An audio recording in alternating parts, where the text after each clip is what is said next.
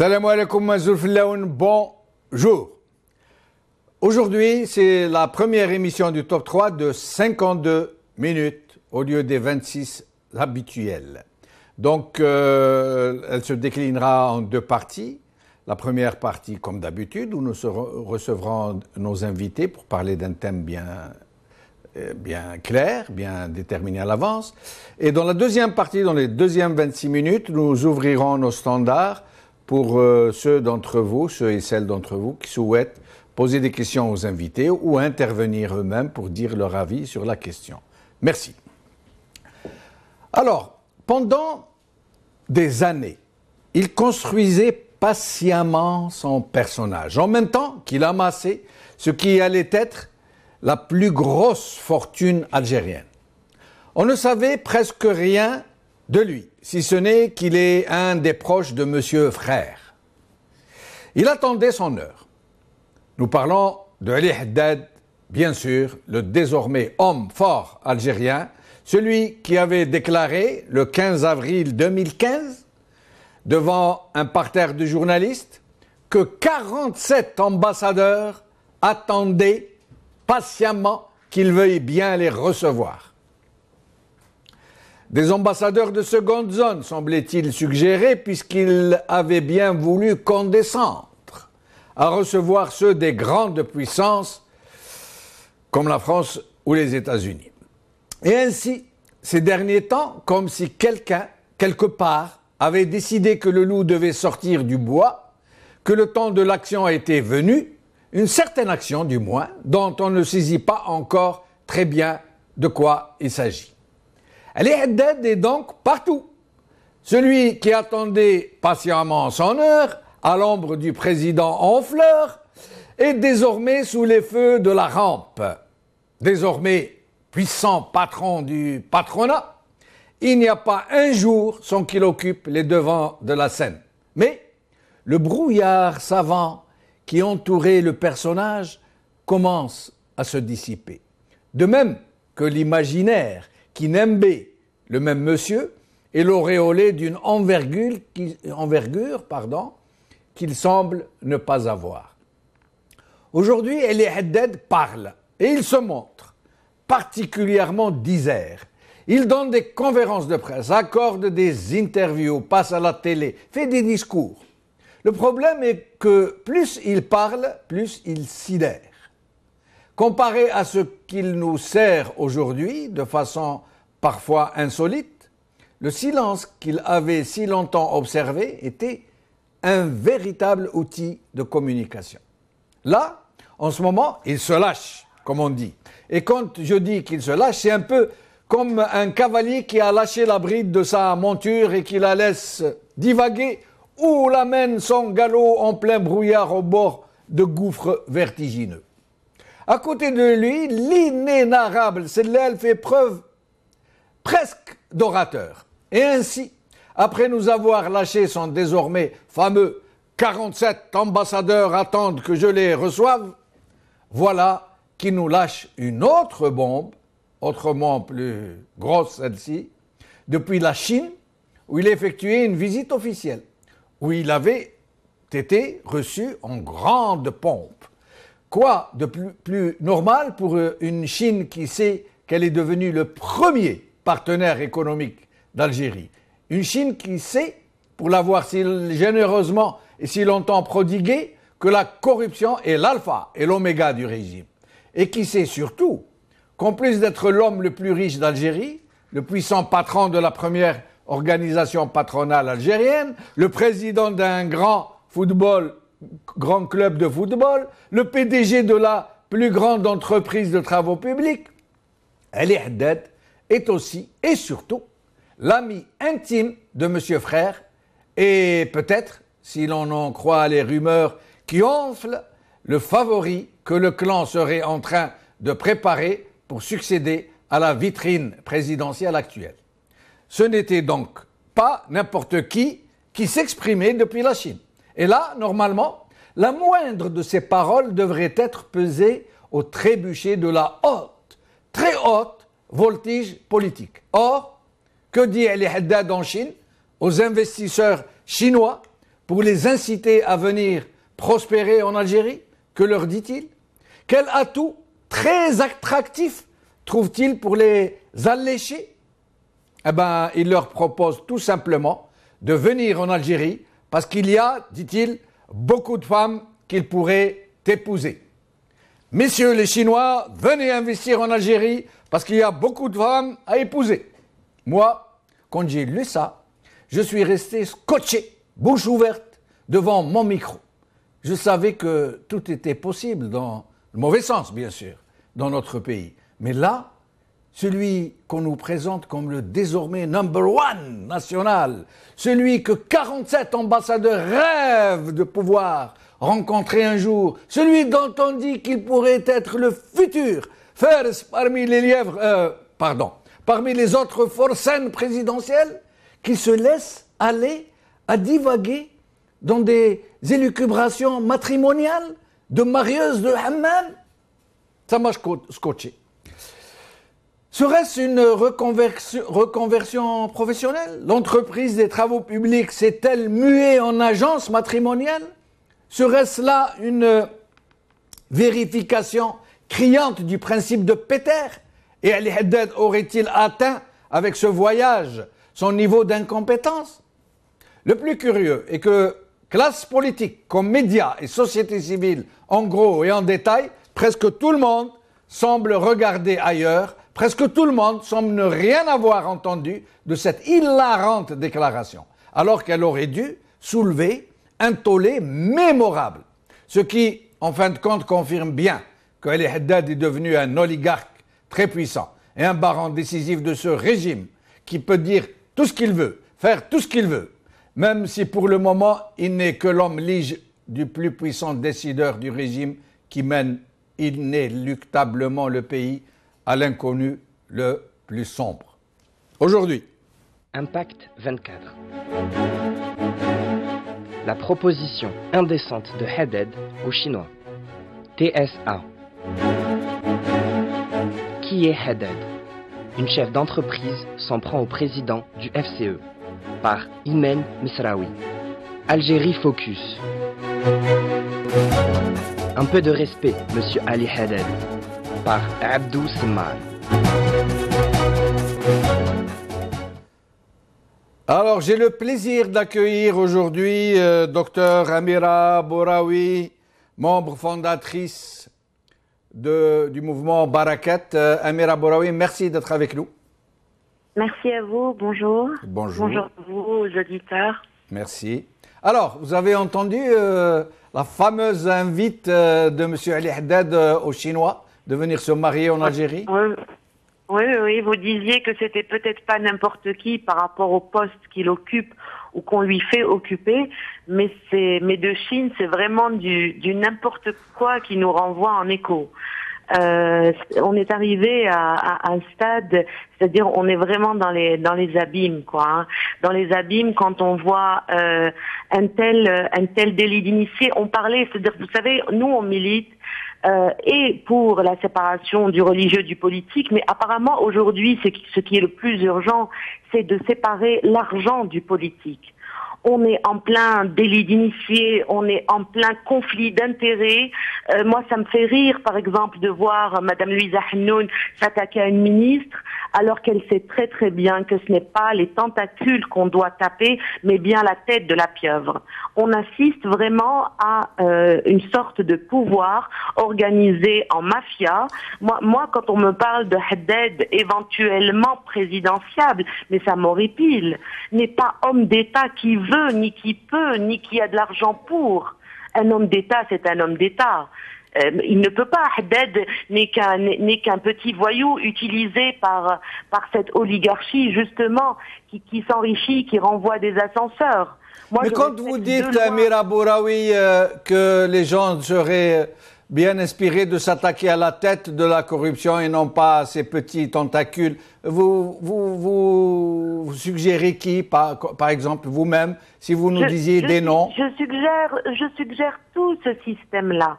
Je suggère un frère de président qui utilise le chef du patronat. Je suggère tout cet appareil-là où il y a l'APN, le FLN, ces généraux qui veulent pas partir en retraite, ce président malade, son frère, les gens qui soutiennent toute cette toile d'araignée immonde. Elle est immonde, cette toile d'araignée.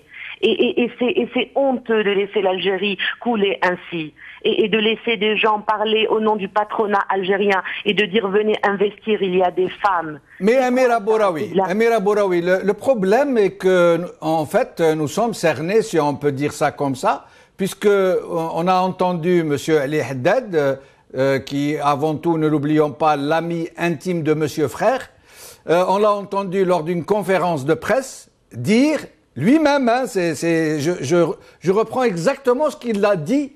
Il a dit 47 ambassadeurs attendent que je les reçoive.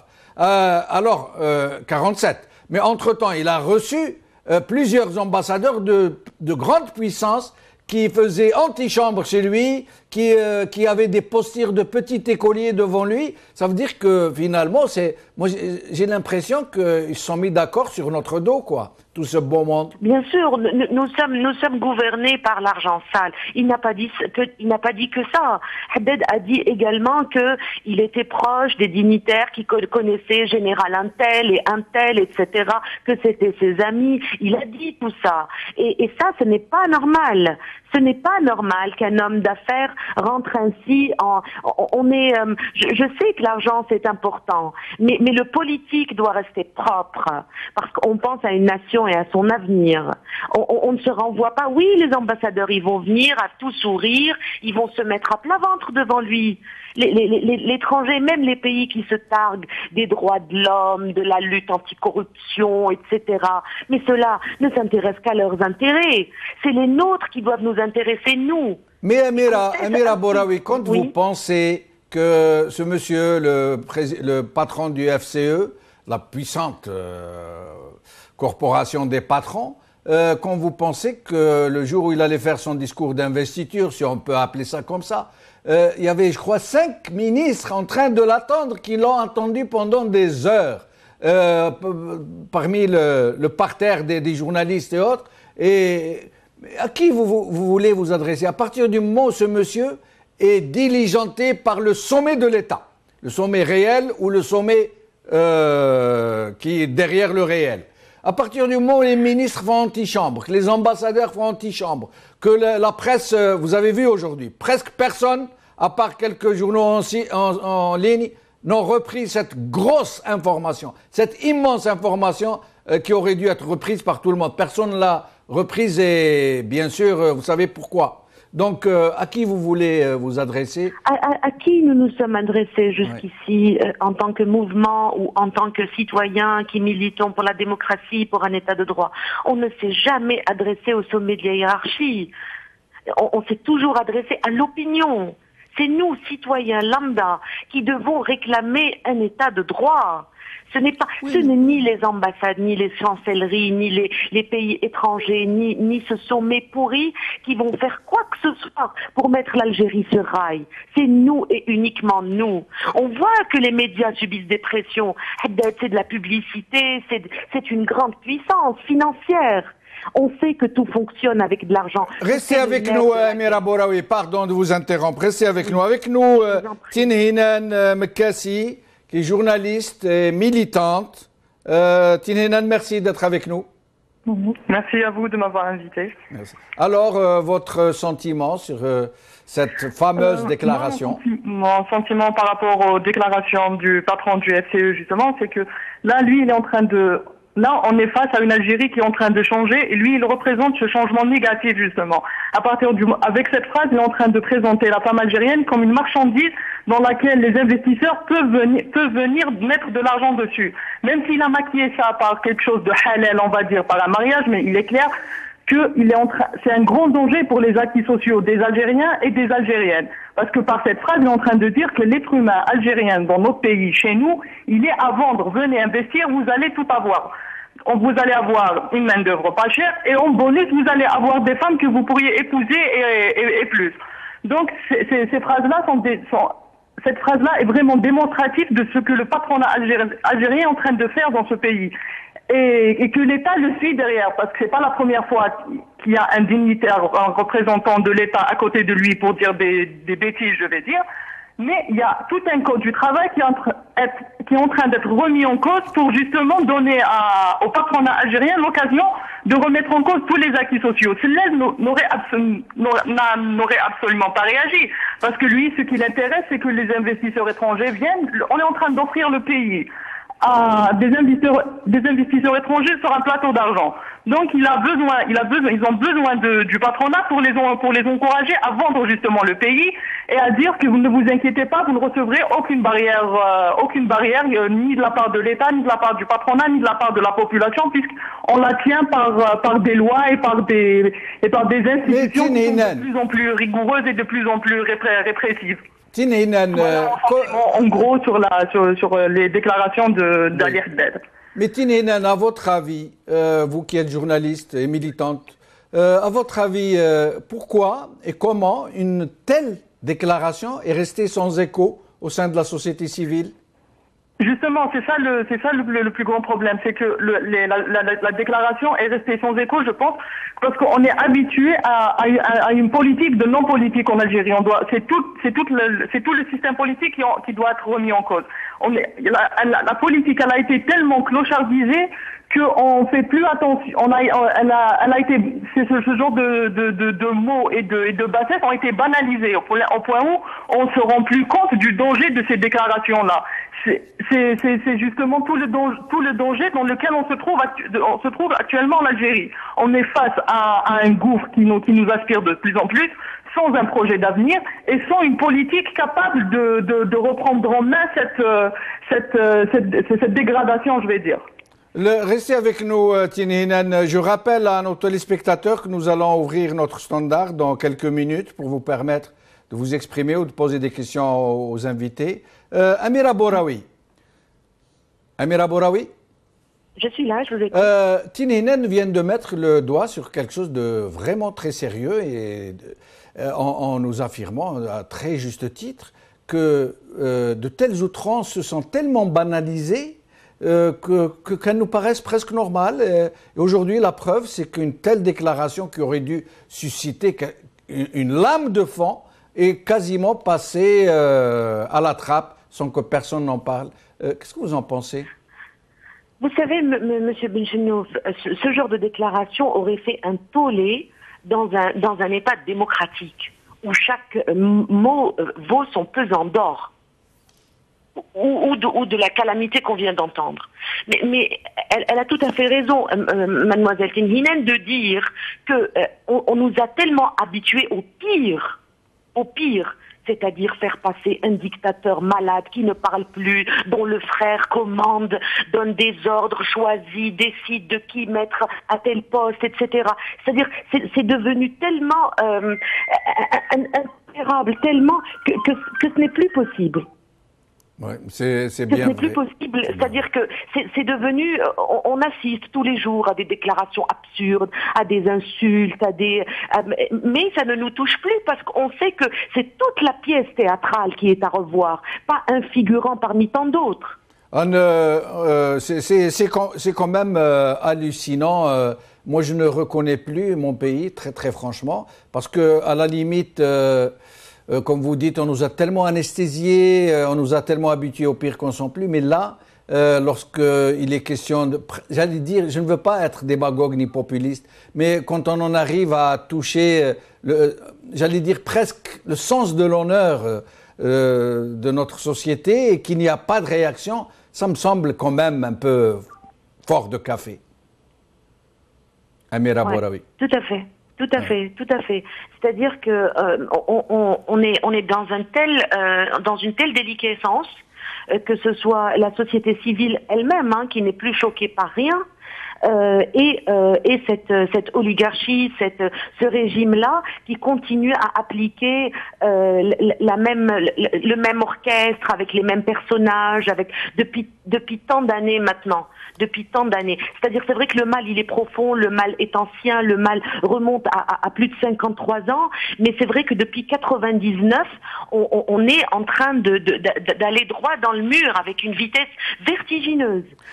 C'est-à-dire qu'on n'a plus aucun repère, qu'aujourd'hui, on parlait l'autre jour, et de la violence, et de plus rien qui nous choque, et de ce monsieur qui dit, venez en Algérie, il y a des femmes, etc. C'est-à-dire qu'on ne sait plus où donner de la tête. On ne sait plus, on n'arrive plus à tirer le peu de militants, le peu de partis politiques qui tentent de s'organiser comme ils peuvent, et à chaque fois casser, et à chaque fois diffamer, et à chaque fois on les tire vers le bas, alors qu'ils tentent justement de faire arriver la parole vraie vers le haut. Ceux-là ne peuvent, je vais pas vous dire qu'on est carrément pessimiste, mais on assiste carrément ahuri face à tout ce cinéma. Tinhinan, si demain Ali Haddad se ramène et nous dit, bon, écoutez, pourquoi vous êtes en train d'exagérer les choses, j'ai dit ça en plaisantant, si un homme politique français avait fait la même plaisanterie, personne n'aurait pris au sérieux, pourquoi vous êtes tout le temps en train d'aggraver les choses? Qu'est-ce que vous lui diriez? Je pense que mon sentiment personnel, et je pense qu'il sera partagé, c'est que actuellement Ali Haddad est face à beaucoup de bêtises. On a l'autoroute Est-Ouest qui est un véritable désastre, non seulement le désastre sur la corruption. Donc ça déjà, on peut dire qu'on a un peu laissé passer. Au bout d'un moment, on doit aussi apprendre que c'est les actes, on doit aller expliquer à ce monsieur qui si un jour il se ramène pour nous dire que c'était juste une plaisanterie, qu'au bout d'un moment, à force de trop plaisanter, on peut plus supporter ces plaisanteries. Parce que ce que ces mots représentent, c'est tout ce que lui a comme projet. Il a comme projet d'anéantir tout ce que cette société a réussi à construire en 50 ans d'indépendance. Tout à remettre en cause même la femme autant qu'être humain, ce qui est une insulte gravissime vis-à-vis de la femme algérienne. Oui. Et vis-à-vis de ce qu'on a construit comme le peu de liberté individuelle qu'il reste. En plus, ajoutons à cela son parcours à lui personnel. C'est à savoir déjà, on doit savoir d'où lui vient cette fortune. Aujourd'hui, il se présente quand même des hommes les plus riches d'Algérie, mais d'accord, je veux bien respecter votre travail, je veux bien dire que vous êtes un homme qui a travaillé tout au long de sa vie, mais d'où est-ce que vous est venu le capital principal pour pouvoir commencer à investir? Et aussi, je lui dirais aussi, quand il se targue qu'il y a des ministres, des ambassadeurs de tous les pays qui veulent le recevoir, je lui dirais, c'est normal, vous êtes en train d'offrir l'Algérie sur un plateau d'argent. Donc les plaisanteries, moi je pense pas qu'il va dire que c'est une plaisanterie. Moi je pense qu'il aura plutôt tendance à assumer et à dire que je disais ça comme avantage de ce que le pays peut offrir à un éventuel investisseur. Restez avec nous, Tinhinan. Sofiane Ben Daoud, un Algérien de la diaspora aux USA, merci d'être avec nous. Alors, Sofiane, qu'est-ce que vous pensez de cette déclaration que je ne qualifie pas de M. Ali Haddad? Pour moi, c'est très simple. La question qu'il faut se poser, c'est que qui est derrière ce Haddad? Haddad, d'ailleurs, pour moi, c'est un peu un pontin. Parce qu'il dit n'importe quoi, il essaye de pousser nos limites pour voir à quel point on pourra réagir. Donc, les Chinois, demain, c'est les Indiens, c'est l'Afrique, etc. C'est une atteinte à la personnalité. Et pour moi, je ne dirais pas cette personne, mais ce personnage. C'est la question qu'il faut se poser. Mais c'est pas le contenu en lui-même. Oui. Parce qu'il aurait pu dire autre chose de plus grave encore. Et ça va arriver. Mais le personnage, Sofiane, tout le monde sait maintenant, c'est un secret de polichinelle, que c'est l'ami intime de Monsieur Frère, que c'est l'homme le plus puissant du pays, peut-être le plus riche d'Algérie aussi, et que on parle même de son éventuel lancement, Fars Babin el-Fursan, comme l'a qualifié un homme politique il y a quelques jours. Oui, tout à fait. Mais justement, c'est ça. Mais justement, qui l'a mis en place? on questionne même pas, la question ne se pose même pas autour de sa richesse. Il y a eu des hommes riches auparavant. C'est pas nouveau hein, par rapport à l'Algérie. Mais la question qu'il faut se poser, c'est que qui est derrière ce manège? Qu'est-ce qu'il fait que ce type, ce personnage, encore une fois, puisse dire des choses pareilles, porter atteinte à la personnalité de la femme algérienne, le sharaf, l'honneur de la femme algérienne. Et quand je dis femme, entre guillemets, hein, c'est aussi valable pour les hommes. Bien sûr, bien sûr. Mais Sofiane, quand vous savez que les ambassadeurs se bousculent au portillon pour être reçus de lui, est-ce que ça ne vous suggère pas quelque chose qui est en train de se préparer? Eh bien, la chose qui se prépare sans doute, disons à mon humble avis, c'est la propulsion de ce personnage, et je continue à dire personnage parce que c'est tout ce qu'il en est de tout cela, c'est la propulsion vers, évidemment, le pouvoir, un éventuel pouvoir, disons, voilà quoi. Pour remplacer la vitrine actuelle? Eh bien, bien sûr, c'est clair. D'accord. C'est clair. Très bien. Parce qu'on parle d'investisseurs, on parle de ça. On a eu affaire à des khalifas, on a eu affaire à beaucoup d'investisseurs, à beaucoup d'hommes d'affaires algériens, mais jamais à ce niveau-là, c'est pas possible. Là, ça devient une affaire de famille, c'est une entreprise familiale. Donc voilà, ils en font ce qu'ils veulent, et puis ils essayent de pousser les limites pour voir à quel point ils يلحقونا باش نحن نوليو نهضروا ولا ما نهضروش. Et tant qu'on dit rien, ça continue. اليوم قال لك هكذا على la femme algérienne. Demain, ça sera autre chose. Merci Sofiane, merci. Nous arrivons donc à la fin de la première partie. Nous allons observer un petit intermède, un très court intermède, et nous allons passer à la seconde partie où nous allons ouvrir notre standard. Vous allez avoir le numéro de téléphone qui va s'afficher si vous voulez appeler. Marhaba bikoum. À tout de suite.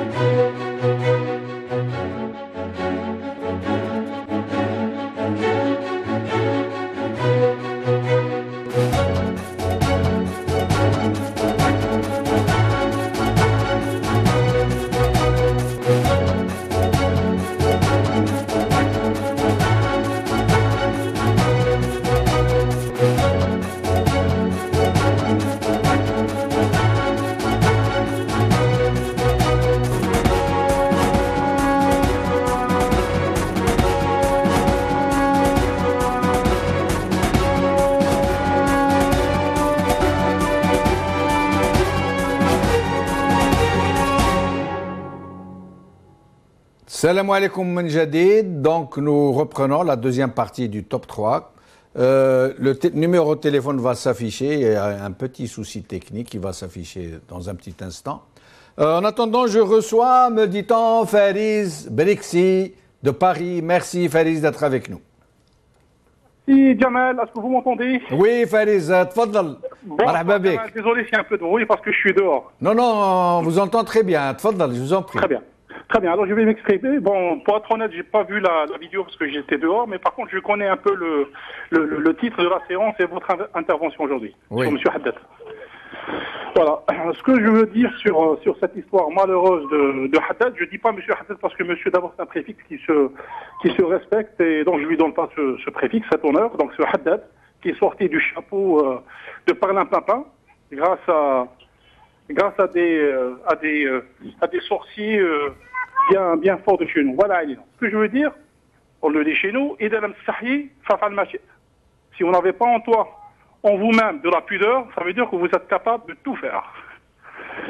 Ce qu'il vient de dire sur les femmes algériennes qui veulent les brader aux Chinois, ça c'est un attentat. C'est un attentat moral contre la citoyenne noble et digne qui est la femme algérienne. Si lui veut vendre sa sœur ou sa femme, il le fait. Il est libre. C'est son choix. Et encore, c'est même pas son choix, c'est le choix de sa sœur ou de sa femme. Pardon? Bon. Oui, Fariz, je vous en prie. Oui, je continue. Oui. Donc c'est abject, c'est honteux.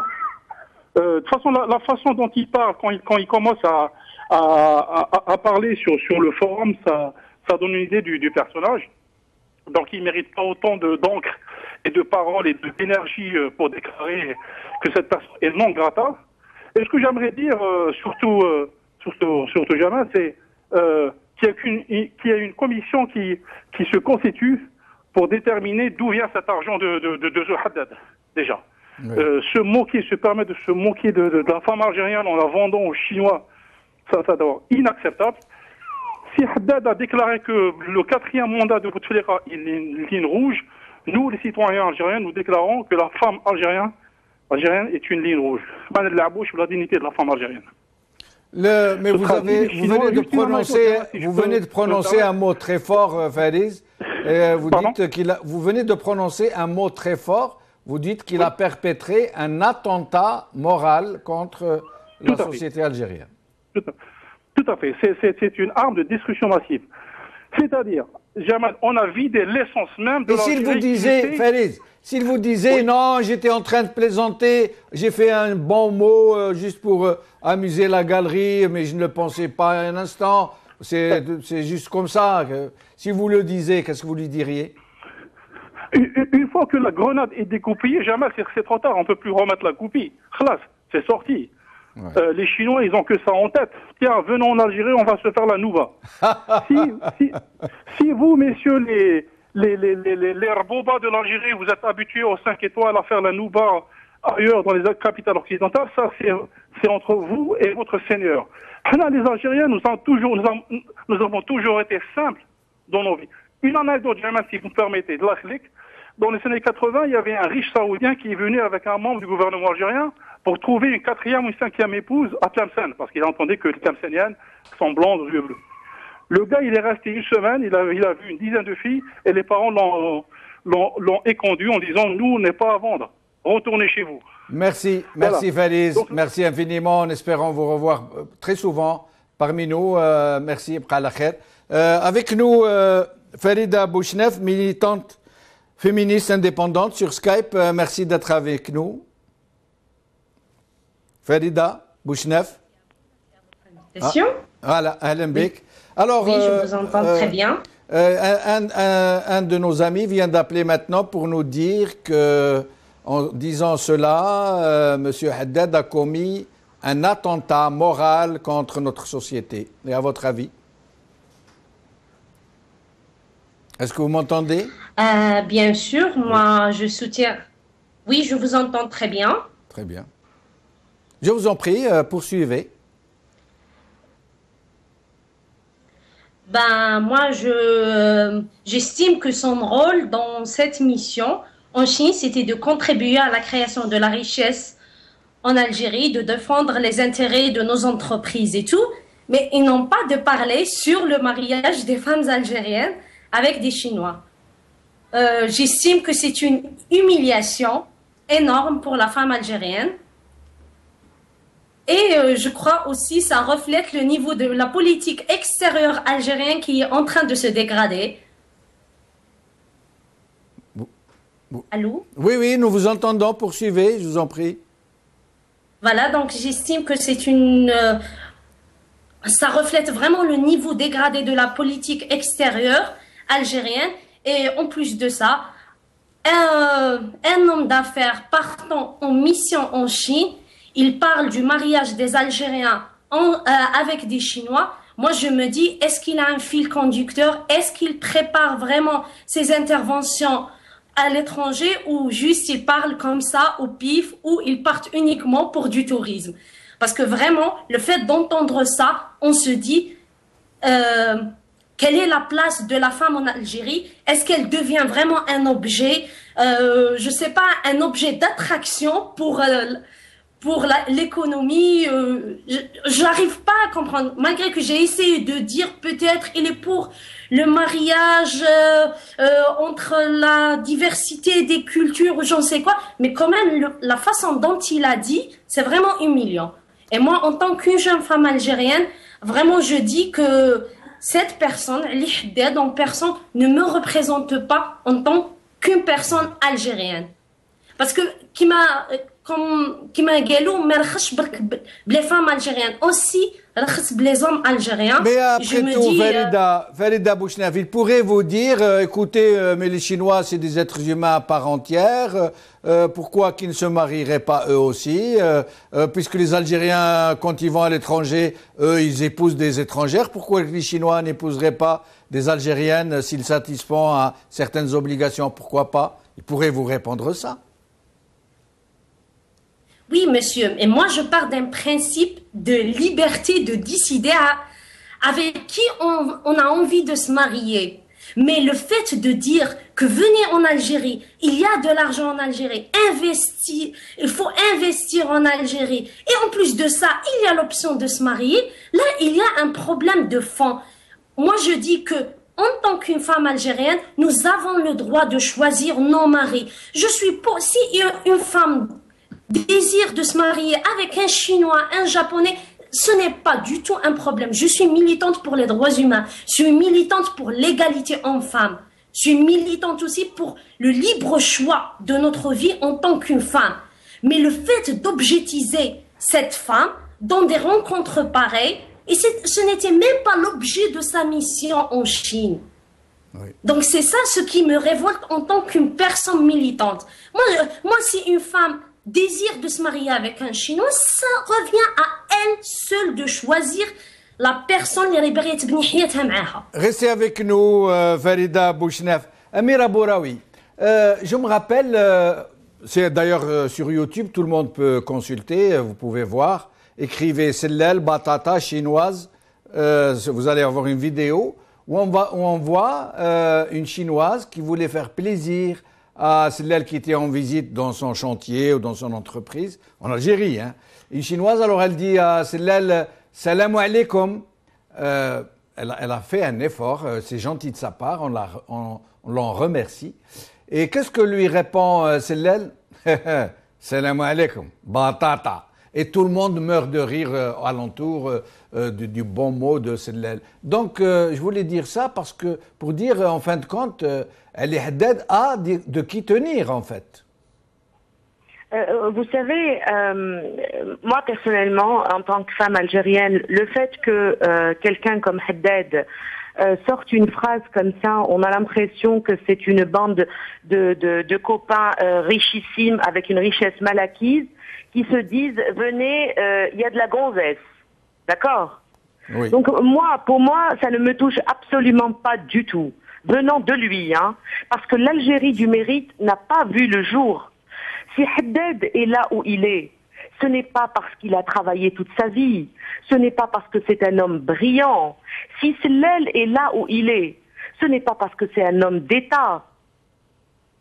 Oui, poursuivez, Amira Bouraoui, poursuivez. Amira Boraoui.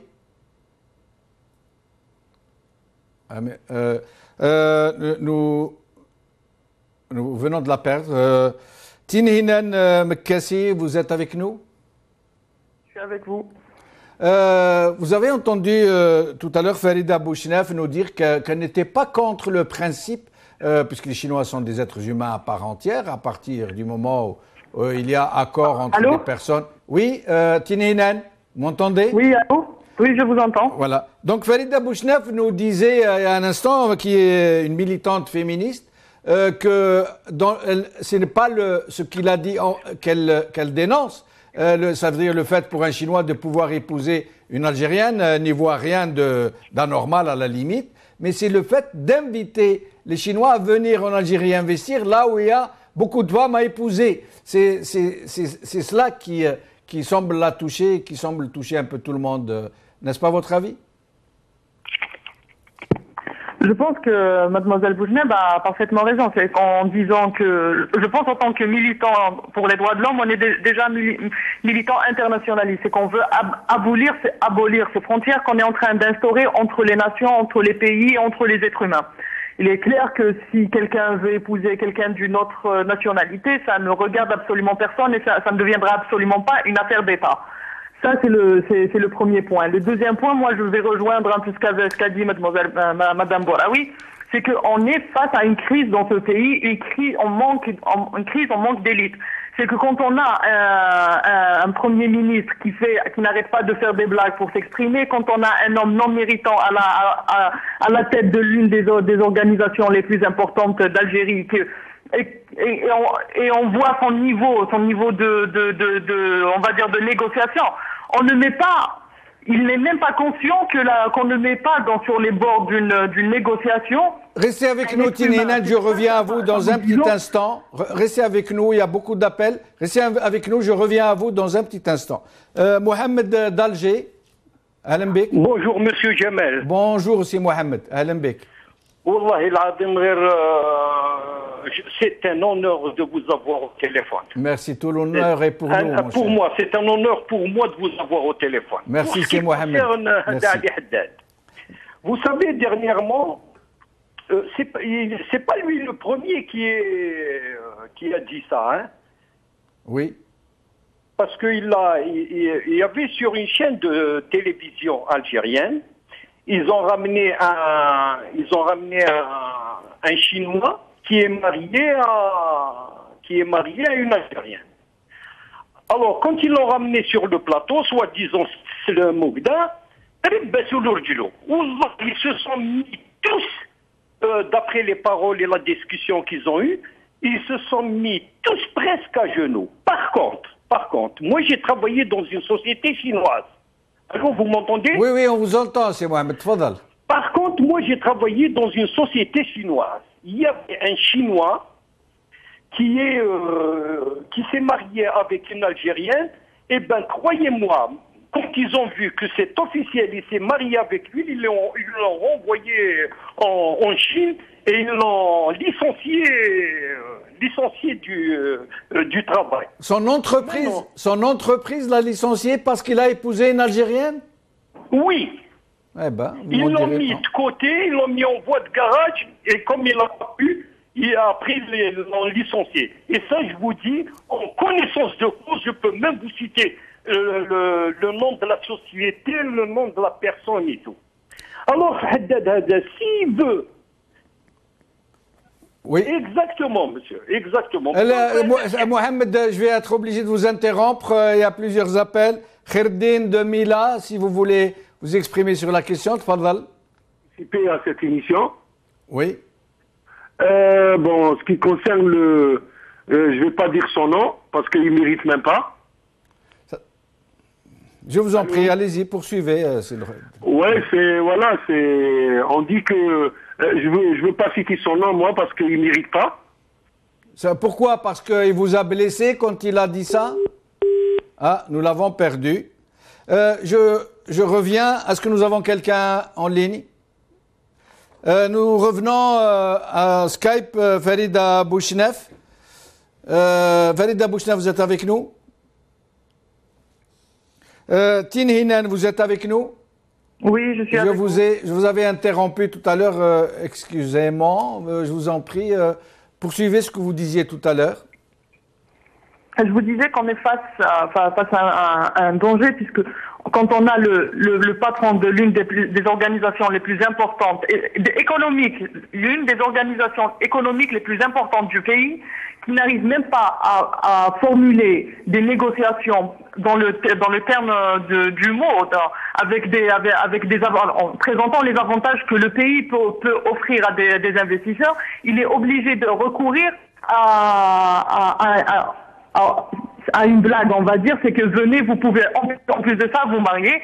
Ça en dit long sur le gouffre dans lequel on est en train dans lequel on est en train d'avancer, que ce soit sur le plan économique ou politique, parce que les deux sont crucialement liés, surtout actuellement dans la situation dans laquelle on est. On est dans une économie rentière avec la chute du prix du pétrole, on ne produit absolument rien. Par-dessus le marché, on a à la tête et du gouvernement et des organisations les plus importantes économiques du pays, des gens qui ne sont pas à la hauteur, qui n'ont ni instruction, ni, on va dire, génie politique, ni génie économique. Restez avec nous, Tin Hinan. Nadia de Batna. Nadia, marhaba bik. Allô? Allô, bonjour Nadia. Jamal, bonjour. Bonjour Nadia. Merci d'être avec nous. Allô? Allô Nadia, on vous écoute Nadia. On est tout oui. Alors, tu parles de Haddad. Oui. Haddad est comme tous les autres. C'est un pantin. Il est utilisé. Oui. Tu parles de réaction. Oui. Allô? Ah oui, on vous écoute, Mariam. Tu parles de Nadia. Qui va réagir? Qui va réagir? L'UNFA doit réagir. Nouria ne réagira jamais. Parce que tout le monde a ses intérêts.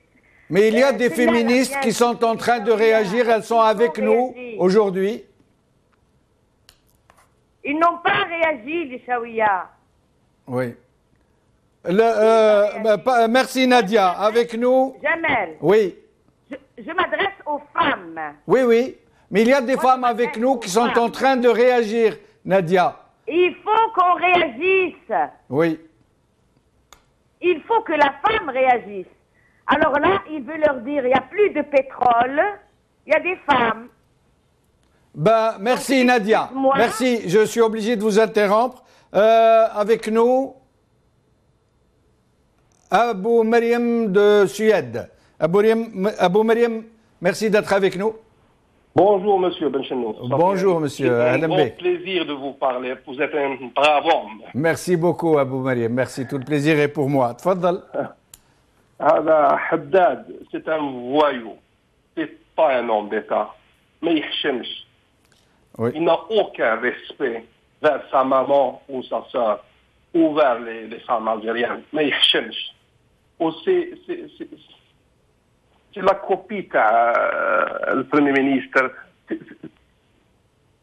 نفس الشيء. Des voyous, des bandits ما يحشموش ما احترموا لا بنات البلاد لا نساء البلاد خلاو البلاد. سي دوماج الواحد يبكي على البلاد وين رجعت وين ولات. Oui, malheureusement. Merci Abou Mariam. Il nous reste plus beaucoup de temps. Nous allons conclure avec Tin Hinan. Je lui laisse le mot de la fin. Nous sommes désolés, il y a eu beaucoup d'appels aujourd'hui, mais comme c'est la première fois que nous faisons cet essai, donc d'ouvrir notre standard pour le top 3, donc demain nous serons plus à même de mieux vous accueillir. Mais je laisse la parole de la fin à Tin Hinan. Tin Hinan, si vous voulez conclure, s'il vous plaît. Allô? Tin Hinan? Oui, je suis avec vous. Je vous en prie, nous vous avons laissé le mot de la fin, si vous voulez dire... Ce que je voudrais dire comme mot de la fin, c'est que si Ali Haddad s'est permis de dire ces mots-là, c'est qu'il est conscient de ce que représente la femme en Algérie. C'est qu'actuellement, la femme algérienne, elle n'a plus de statut. Avec un code de la famille qui est répressif, avec un code de la famille répressif, une société très moralisatrice qui condamne la femme dans tout ce qu'elle fait, je pense qu'il a très bien réfléchi ou attaquer justement. Il a attaqué le maillon le plus faible de la société. Moi, si j'ai quelque chose à dire, c'est que c'est justement aux femmes de s'avancer, de résister et de demander l'abrogation du code de la famille qui les condamne encore et encore à rester dans le statut de maillon faible de la société. C'est quelque chose je pense que ces mots sont très révélateurs de ce que de la place qu'occupe la femme algérienne dans notre société. Merci beaucoup Tininan, merci à Farida Bouchnaf, à Dr Amira Bouraoui, à Sofiane Ben Daoud, à Farid Brixi, Mahmoud Aïtious, malheureusement nous n'avons pas pu le joindre, Nadia Amamra de Batna, merci à tous ceux qui nous ont appelés que nous n'avons pas pu passer aujourd'hui, j'espère que nous ferons mieux demain. Salam alaikum, bqaw ala khair, slama.